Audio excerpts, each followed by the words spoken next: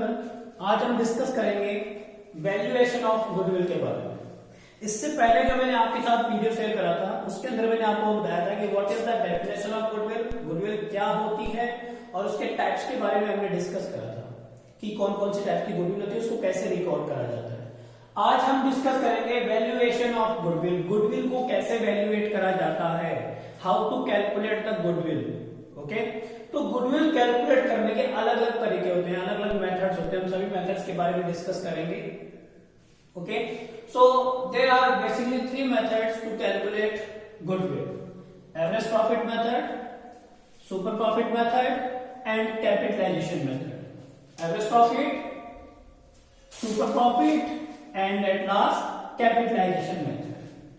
Okay, first of all average profit method. Average profit method क्या होता है कि जैसे कि आपने इसमें नाम से क्लियर हो रहा है, एवरेज प्रॉफिट। हम क्या करते हैं, पिछले कुछ सालों का एवरेज फाइंड आउट करते हैं कि लास्ट फ्यू ईयर से कंपनी एवरेज कितना प्रॉफिट अर्न कर रही है, how much company is earning average profit, कि एवरेज कंपनी कितना प्रॉफिट अर्न कर रही है। उस प्रॉफिट के बिहाफ पर हम ये एक्सपेक्टेशन लगाएंगे कि ये प्रॉफिट कितने साल तक कंटिन्यूसली रहेगा। That is called goodwill of the firm. उसको हम क्या बोलेंगे, गुडविल कहेंगे। क्लियर? एवरेज प्रॉफिट क्या होगा, लास्ट फ्यू इयर्स का एवरेज प्रॉफिट की एक्सपेक्टेशन लगाई जाएगी, एक्सपेक्टेशन करेंगे कितने साल तक ये कंटिन्यू रन कर सकता है। That is the goodwill of firm. अब एवरेज भी हम कैसे कैलकुलेट करते हैं? एवरेज प्रॉफिट 2 टाइप्स के होते हैं, simple average and weighted average.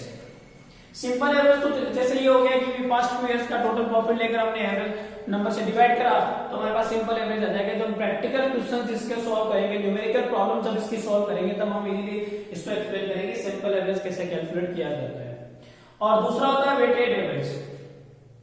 Weighted average क्या होता है, जब भी प्रॉफिट यहाँ तो रेगुलरली इंक्रीज हो रहा है या रेगुलरली डिक्रीज हो रहा है, ओनली इन दैट केस, केवल एक सिचुएशन हम यहाँ यूज करेंगे कि यहाँ तो प्रॉफिट क्या होता है, रेगुलरली इंक्रीज हो रहा है या रेगुलरली डिक्रीज हो रहा है, तो हम हमेशा वेटेड एवरेज का मेथड का यूज करेंगे। अदरवाइज हमेशा सिंपल एवरेज से कैलकुलेट करा जाएगा।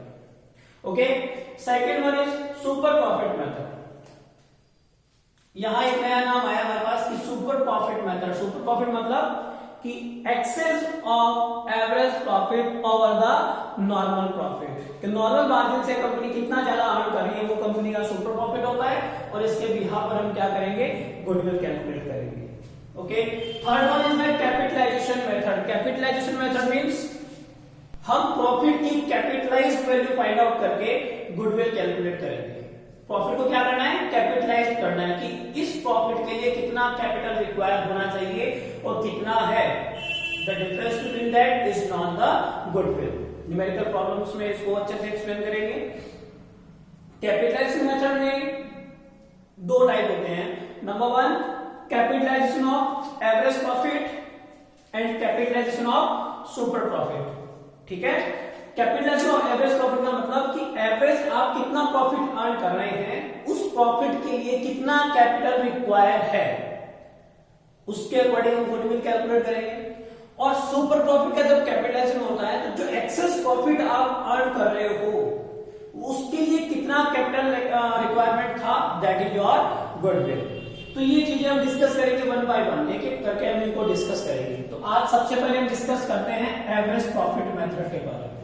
Okay, let us start with average profit method.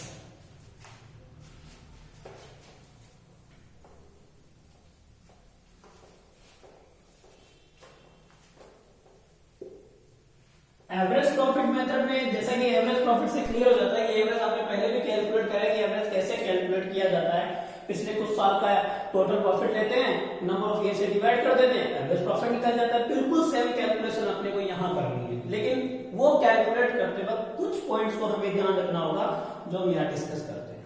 तो एवरेज प्रॉफिट मेथड,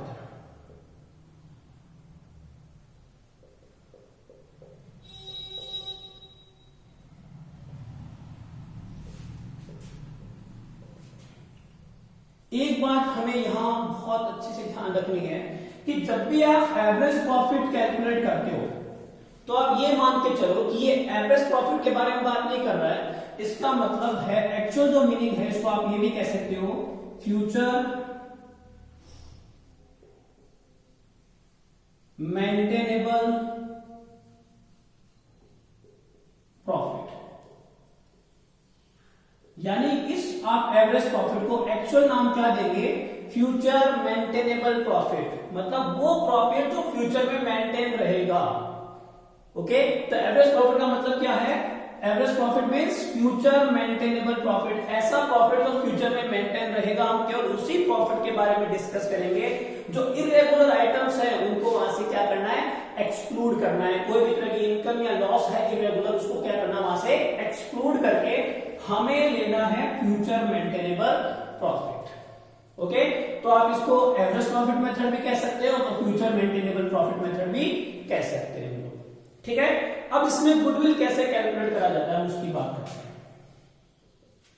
तो गुडविल इक्वल्स टू, गुडविल कैसे कैलकुलेट करेंगे, goodwill equals to average profit multiply by number of year purchases, number of years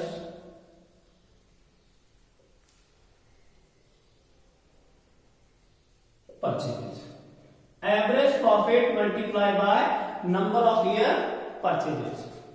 average profit कैसे calculate करना है, जो कि आप नॉर्मली इसको 6th क्लास में हम लोग ऑलरेडी डिस्कस कर चुके होते हैं। एवरेज कैसे कैलकुलेट किया जाता है, पास्ट फ्यू ईयर के प्रॉफिट का टोटल करेंगे और number of past few year से क्या करते हैं, उसको डिवाइड कर देते हैं, तो अपने पास क्या आ जाएगा, एवरेज प्रॉफिट इजीली कैलकुलेट कर सकते हैं। मैं फिर भी आपको मेंशन कर देता हूं कि how to calculate the average profit.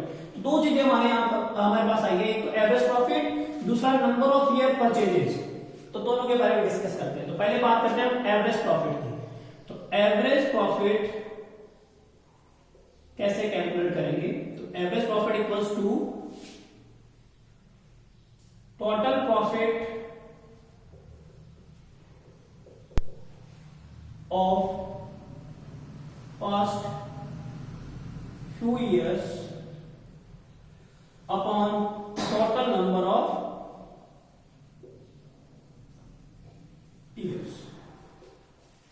Total profit of past few years, पिछले कुछ साल का जो भी क्वेश्चन में दिया रहता है। मान लो क्वेश्चन में 3 साल का प्रॉफिट दे रखा है, तो तीनों साल के प्रॉफिट को हम क्या करेंगे, टोटल करेंगे, divided by total number of year divided by 3। अगर 7 इयर्स का प्रॉफिट दे रखा है तो 7 इयर्स का total profit divided by 7। 5 years का दे रखा है तो total profit of 5 years divided by 5। तो by putting this formula we can find out the average profit. हम क्या कैलकुलेट कर सकते हैं, एवरेज प्रॉफिट कैलकुलेट कर सकते हैं। क्लियर। दूसरा पॉइंट आता है number of year purchases, number of year purchases. तो नंबर ऑफ ईयर परचेजेस कैसे कैलकुलेट करते हैं, नंबर ऑफ ईयर परचेजेस क्या होता है, ये होती है expectation of future profit, future maintainable profit. ये जो प्रॉफिट आपने कैलकुलेट किया है एवरेज प्रॉफिट, ये कितने साल तक आपका मेंटेन रहेगा, ये जो एक्सपेक्टेशन होती है उसको बोलते हैं नंबर ऑफ ईयर परचेजेस। ये गिवन होता है, it is always given in the question कि कितने साल तक का एक्सपेक्टेशन आप लेते हैं, that is called goodwill, that is called total goodwill. तो एवरेज प्रॉफिट आपका 5 साल तक आपने एक्सपेक्टेड लिया है, तो average profit multiply bye 5 you will find your goodwill, वो हमारी क्या होगी, गुडविल। जैसा कि हम पहले डिस्कस कर चुके हैं कि goodwill is directly related to the profit. Goodwill सीधा किसको रिलेट करती है, प्रॉफिट को करती है। गुडविल बढ़ेगी प्रॉफिट बढ़ेगा, गुडविल डिक्रीज होगी प्रॉफिट डिक्रीज होगा। So this is the basic formula of goodwill. Okay, goodwill equals to average profit multiply by number of year purchases. Average profit कैसे कैलकुलेट करेंगे, total profit of few years divided by total number of year. अब यहां हम बात कर रहे हैं कि जैसे मैंने बताया कि एवरेज प्रॉफिट को हम फ्यूचर मेंटेनेबल प्रॉफिट भी कह सकते हैं। तो इसको कैसे कैलकुलेट करा जाता है, how to calculate future maintainable profit. तो एक दो चीजें इसमें ध्यान रखिए, वो क्या है, नॉट। फर्स्ट पहला पॉइंट, अगर कोई, जैसे मैंने आप अभी बताया कि average profit means future maintainable profit, वो प्रॉफिट जो फ्यूचर में मेंटेन रह रहा है। तो फ्यूचर मेंटेन करने के जो भी इरेगुलर आइटम्स होते हैं उनको वहां से क्या करना है, एक्सक्लूड करना है। We have to exclude the irregular item from the income as well as from expenditure. तो इरेगुलर आइटम क्या करेंगे, number 1 abnormal loss and income must be adjusted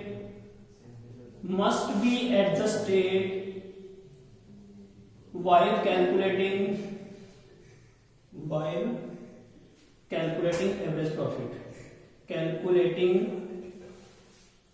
average profit. While calculating average profit means to say, जब भी हम average profit calculate करेंगे हमें irregular item को क्या करना है, एक्सक्लूड करना है। इरेगुलर आइटम में क्या क्या था, एबनॉर्मल लॉस और एबनॉर्मल इनकम। कौन सी इनकम, एबनॉर्मल इनकम, दोनों को क्या करना है, यहां से हटा देना है।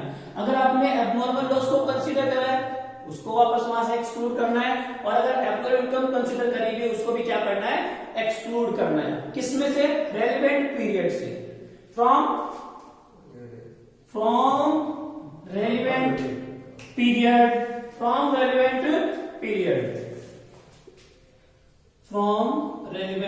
इस चीज का ध्यान रखना है आपको कि उसको रेलेवेंट पीरियड से ही हम रेड्यूस करेंगे। मींस टू से कि जो प्रॉफिट जैसे मान लो 2004 का दिया, 2004 में कोई एबनॉर्मल आइटम दिया हुआ है तो उसको हमें क्या करना है, 2004 में ही एडजस्ट करना है, वहां ही उसको प्लस करना है या जो भी करना है प्लस माइनस वही एडजस्ट करेंगे। तो इस चीज का ध्यान, वेरी इंपॉर्टेंट नोट है ये, क्या करना है कि जब भी आप एवरेज प्रॉफिट कैलकुलेट करते हैं तो किसी भी तरह का एबनॉर्मल प्रॉफिट, किसी भी तरह का एबनॉर्मल लॉस अगर दिया हुआ है, that will be adjusted bye calculating average profit, okay, from relevant period. उस रेलेवेंट पीरियड से उसको क्या करना है, कम करना है, एडजस्ट करना है, ठीक है, ओके। अब करना कैसे, तो जो एबनॉर्मल लॉस होगा इसको समझिएगा, यहां पर जो एबनॉर्मल लॉस होगा उसको क्या करेंगे, ऐड करेंगे, ऐड। और जो एबनॉर्मल इनकम होगी उसको हम क्या करेंगे, लेस करेंगे। एबनॉर्मल इनकम को क्या करेंगे, लेस। क्लियर, ध्यान रखना मैं बात कर रहा हूं इरेगुलर आइटम की। तो इरेगुलर आइटम क्या होते हैं, लॉस और प्रॉफिट होता है। जो एबनॉर्मल लॉस और एबनॉर्मल प्रॉफिट होता है उसको हम क्या बोलेंगे, इरेगुलर आइटम बोलेंगे, ओके, क्लियर। तो इरेगुलर आइटम को क्या करना है, अगर लॉस हुआ तो उसको प्लस कर देना है और इनकम हुई तो उसे क्या कर देना है, लेस कर देना है। By adjusting these we can find out our actual profit or losses। हम एक्चुअल प्रॉफिट और लॉस को फाइंड आउट करेंगे और उसके बाद उसको एवरेज प्रॉफिट कंसीडर कर लेंगे। क्लियर है एवरीवन, इट मींस टू से, ध्यान रखना, मैं दोबारा रिवाइज कर देता हूं इस पूरी चीज को कि एवरेज प्रॉफिट मेथड से गुडविल कैसे कैलकुलेट किया जाता है। Average profit multiply by number of years purchases, okay. Average profit कैसे कैलकुलेट करेंगे, total profit divided by total number of years, clear. उसके बाद number of year purchases that will be given, वो दिया हुआ रहेगा, मतलब it is the expectation of that profit. उस प्रॉफिट की एक्सपेक्टेशन कितने नंबर ऑफ ईयर तक हम रखते हैं, क्लियर। अब रही बात, एक ध्यान रखना है कि जब भी आपका क्वेश्चन में कोई भी एबनॉर्मल लॉस या एबनॉर्मल इनकम मींस टू से इरेगुलर इनकम और इरेगुलर लॉस अगर दिया हुआ है, that will be adjusted bye calculating average profit. And किसमें एडजस्ट करना है, इन द रिलेवेंट पीरियड। अगर मान लो वो अगर 2004 से रिलेटेड हो 2004 में आएगा और 8 से रिलेटेड हो 8 में उसको एडजस्ट करना है। करना कैसे है, लॉस हुआ तो प्लस कर देना है वापस और प्रॉफिट हुआ तो उसको लेस कर देना है, माइनस कर देना है उसको, clear. So this is the basic calculation from average profit method. इसके न्यूमेरिकल क्वेश्चंस और वेटेड एवरेज मेथड हम सेकंड वीडियो में, नेक्स्ट वीडियो में डिस्कस करेंगे। इसको अच्छे से रिवाइज करना है, okay. Thank you very much, have a nice day.